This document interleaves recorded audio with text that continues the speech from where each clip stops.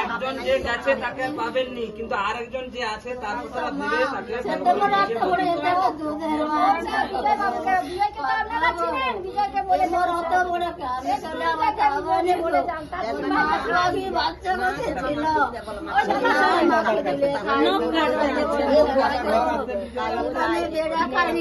Class ওয়ানে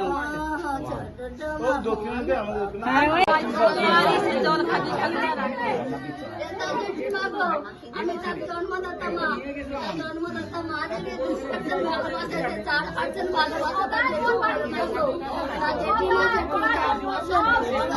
পড়ার জন্য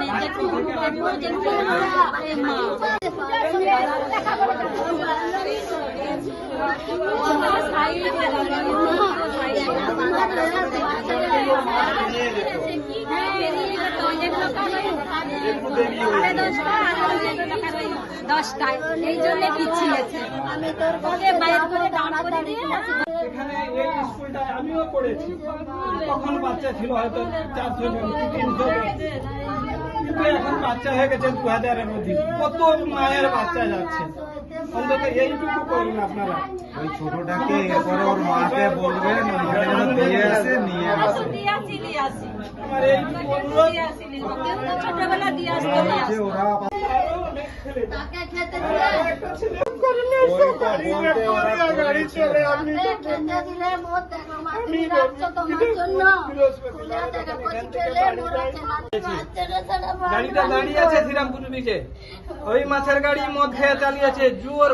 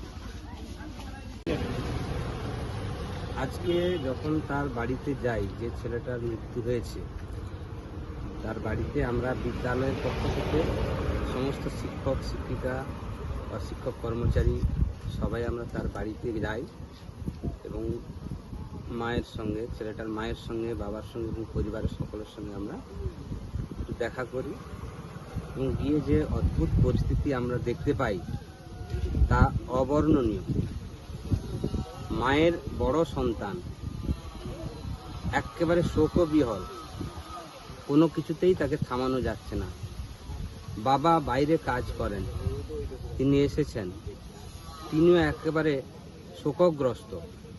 পরিস্থিতি এতটাই আমাদের যে বর্ণনার বাইরে চলে যাচ্ছে।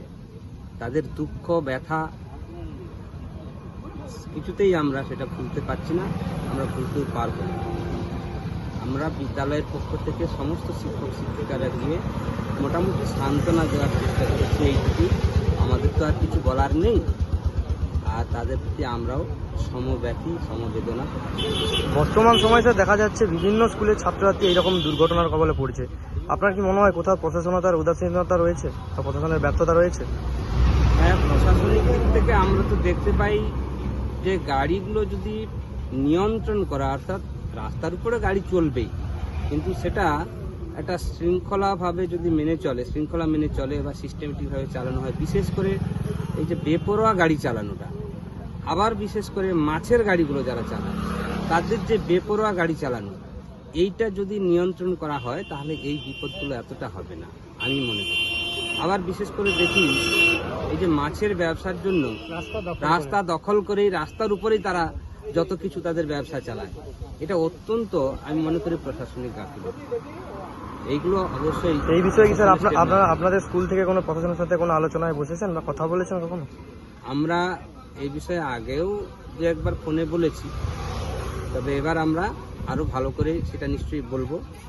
আমরা প্রশাসনের তরফে আমাদের তরফ থেকে যেগুলো বলা উচিত, যেগুলো করা উচিত, সেই প্রস্তাবগুলো আমরা দেব। আমার নাম রতন কুমার দাস, প্রধান শিক্ষক, দক্ষিণাংশ মুক্তদায়ী।